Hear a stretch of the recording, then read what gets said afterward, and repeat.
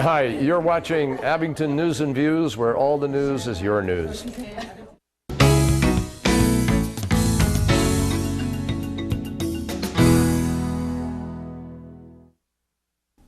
Welcome back. I'm Paul Mamelo, and we've been talking with Congressman Joe Sestak, Democratic candidate for U.S. Senate. We spoke a little bit about creating jobs, so relative to that, I was hoping we could talk a little bit about the economic stimulus bill. Yes. And elements of it that you feel have been successful and what you think needs to continue to work. It's a shame we ever needed an economic stimulus bill. If there hadn't been those votes for George Bush's savage economic and tax policies and the deregulation of Wall Street, where there was $875 trillion of derivatives the day the recession began in value. Gosh, the federal budget's only $3.9 trillion. How could we just say we don't need to know what's going on? Right. So the economic stimulus bill should have been called, however, a slow the hemorrhaging of jobs bill. Because the stimulus is really just starting to take effect here more recently. I say that because in my district, as one example, I went to see Crozier Hospital, which was laying off 480 people. This is a year ago, January. And when I asked why, they said, Ed Rendell's not paying his bills in Medicaid. And I said, what do you mean? And well, Ed Rendell, everybody had been laid off. A lot of people and businesses, and there wasn't a sales tax. We didn't have the money to provide to the hospital. So the hospital was eating it as Medicaid came in. And people who had lost their jobs couldn't afford COBRA because their IRAs and 401s have been devastated by the deregulation of Wall Street. So they weren't coming in except for emergency care. So in the economic stimulus bill, we placed $100 billion for Medicaid. And we also paid 65% of COBRA so people could afford, with only paying 35% of their health care they used to have with their employer. The hospital only laid off 80 people instead of 480. And that's how we slowed the hemorrhaging job, because the ship had been hit by the torpedo, it was about to sink. We had to caulk the holes. And now, if we do it right, we still need to give some revenues to Ed Rendell, who has about 9% less revenues this year than last year, or else we're going to have to lay off some people. But we really got to get, with the right business tax credit, small businesses, the economy going again, where the real jobs are created that are sustainable. And that's why my bills recommend that 15% tax credit, as we've talked before, for every job created off the payroll, and guaranteeing community bank loans to good credit-worthy small businesses.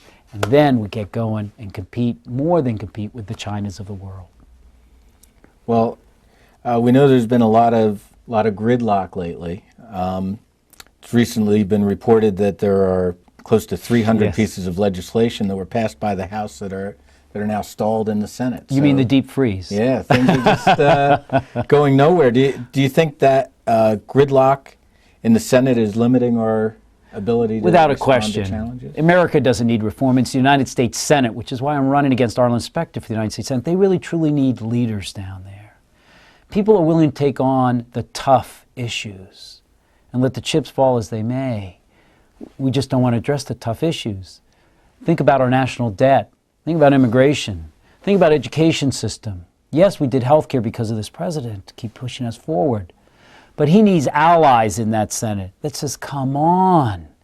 Here in Pennsylvania, 700 Pennsylvanians are losing their health care every day since 1994, when Arlen Specter stopped the Clinton health care plan. And so, with Bob Dole and that infamous, if you remember, poster they took around America. And now, in Pennsylvania, we've had a 30% increase in jobs, while the rest of the nation has done 60% in 30 years. And the real income for Pennsylvanians, working families, over 50% of them, before the recession in 2008 began, they were earning less in real income that day than they were in 2001 when George Bush took over. No. We've got a lot of tough problems to tackle, and this president needs the strongest of allies, not a yes man, but the strongest of allies to affect him with courage, that this is what needs to be done, and let's get about it.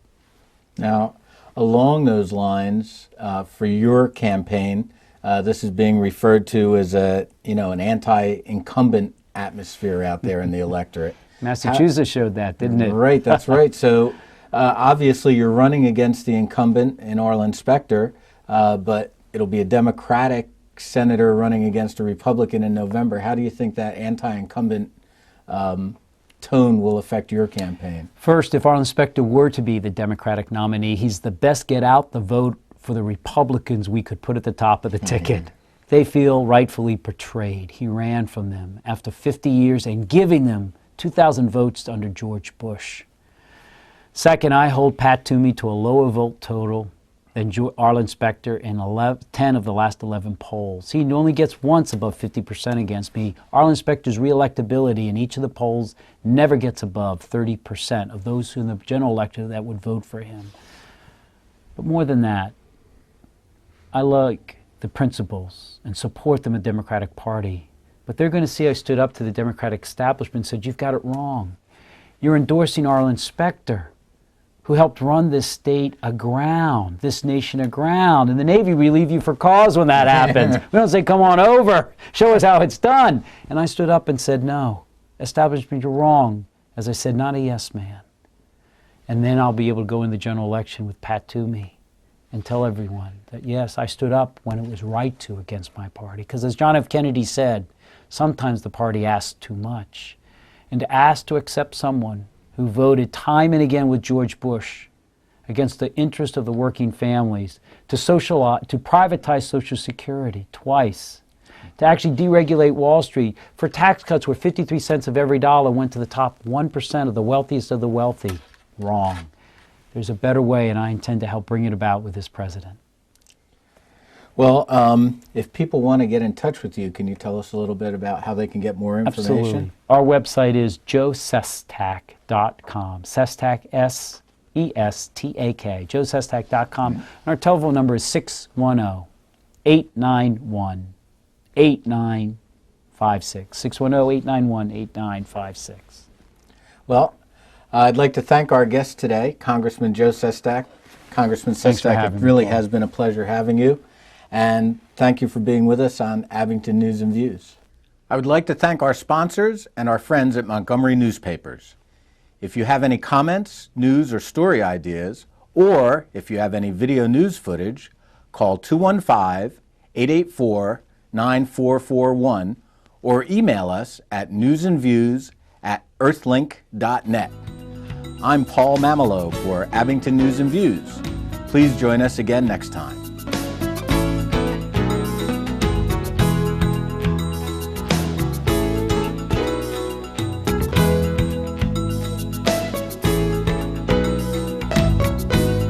I'm Vicki Venturini for Abington News and Views. Stay tuned for Merchant Showcase coming up next.